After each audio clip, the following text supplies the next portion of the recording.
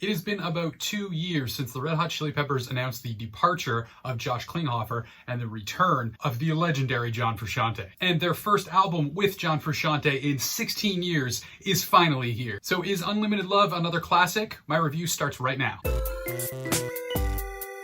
If this is your first time here, be sure to hit that subscribe button for more music reviews that help you get to what's good. And the new Red Hot Chili Peppers album is good. Now, as a disclaimer, I loved Josh's work with the Red Hot Chili Peppers, but I am a total Frusciante head. So there will be a lot of praise for his work here because it is on point. Let's go track by track. I don't have much to say about Black Summer that hasn't already been said, but there was this comment that I read about how people imagine the band asking John Frusciante to return. John, will you return to the band? Yes, but only if Anthony sings like a pirate. The archers on the... Anthony Kiedis' singing here really didn't bother me that much, considering we've got a lot of ringing gong gong ging ging gong. Here Ever After has a super catchy and singable chorus with a great guitar riff and a really slick bass tone. And there's a really cool minimalist melodic solo that really soars toward the end of the track. Now, I will say that the intro to this song made it feel like a better album opener than Black Summer. Based on the track listing, I was most excited for Aquatic Mouth Dance because, like, what could that song even be about? What would it sound like? I just pictured...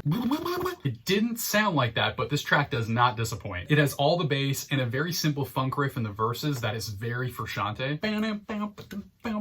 There's trumpets in the chorus and scatting vocals that rhyme hologram with who I am. This is definitely a standout track on this album. I didn't love Not the One, but the landscape that the piano and the swelling guitar paint throughout is really soothing. I just don't see myself coming back to this song that often. Poster Child is one of the singles I've been listening to non-stop since they dropped it. A lot of people have commented on how annoying this track is, but I really dig it and I can't wait to see it performed live. Now, my biggest struggle going into this album was not letting my gratitude for having John Frusciante back in the Red Hot Chili Peppers cloud my judgment of the album as a whole. I tried listening to it and just sort of ignoring the fact that John Frusciante was playing guitar on this album, but my god, that so was not possible on the track The Great Apes. This track has a ripping ass guitar solo that stands out as easily one of my favorites that John Frusciante's ever performed with the band. Anyone who's doubting John Frusciante's return to the band has to hear this track. He's never really been a showman per se, but the solo on this track definitely justifies his status as a guitar god. Anthony's vocal style on this track reminded me of some of the best songs from One Hot Minute, which is really cool. And there's a really cool chorus with lyrics like all my love and half my kisses, superstars don't do the dishes. There's some really cool instrumental work on It's Only Natural. There's a simple bass riff that's dressed up in some slapping and popping with really tight drum shots. And there's a nice delay effect on John Frusciante's guitar and a really smooth sounding chorus that sounds like something from By the Way. The track She's a Lover has so much groove that it's scary. This is one of the most overtly funky disco tracks I've heard from this band. This song had me like,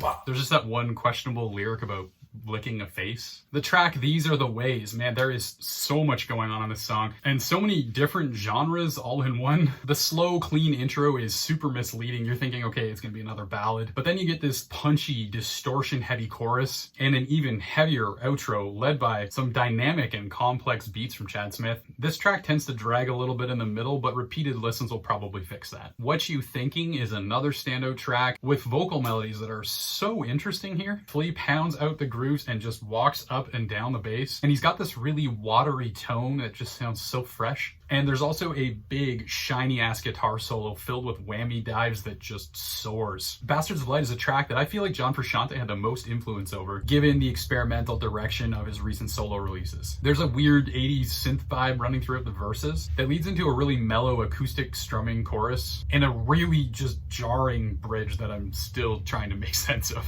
This track might be off-putting to casual listeners, but it is awesome, and I do want to see more experimentation like this from this band. And just when you start to think that this album should maybe end soon, it keeps going. White Braids and Pillow Chair has a very weird title, but awesome Hendrixy riffing all over the fretboard. We get those angelic backing vocals and a very weird genre-swapping experiment in a bridge that leads us into a very country-sounding drum beat. It's a great song, but it's really confusing to listen to. One Way Traffic brings the funk so hard, the chorus is just a little bit generic, but even the worst hey-oh, hey-oh, can't take the life out of this track. Oh, and there's a bass solo.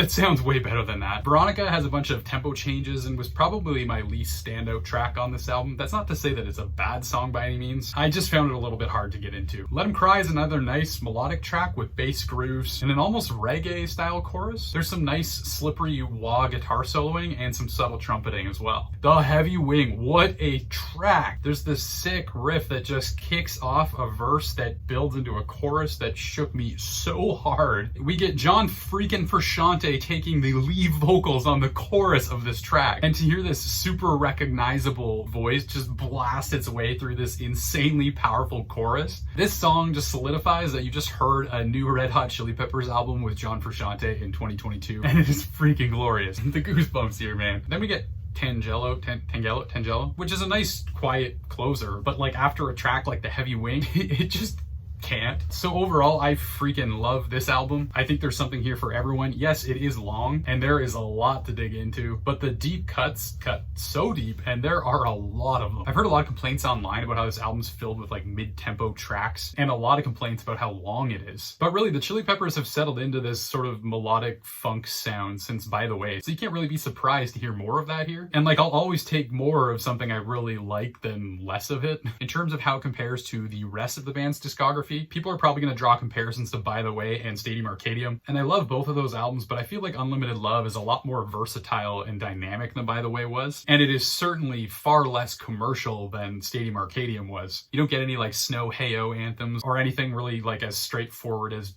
Danny California. I really miss Josh, especially after all of his work on the B-sides of I'm With You, which are some of my favorite go-to Chili Pepper tracks. But man, this album has me so excited to have John Frusciante back. I just hope he doesn't quit again. So hey, what did you guys think of Unlimited Love by Red Hot Chili Peppers? Leave your thoughts in the comments, and thanks for watching.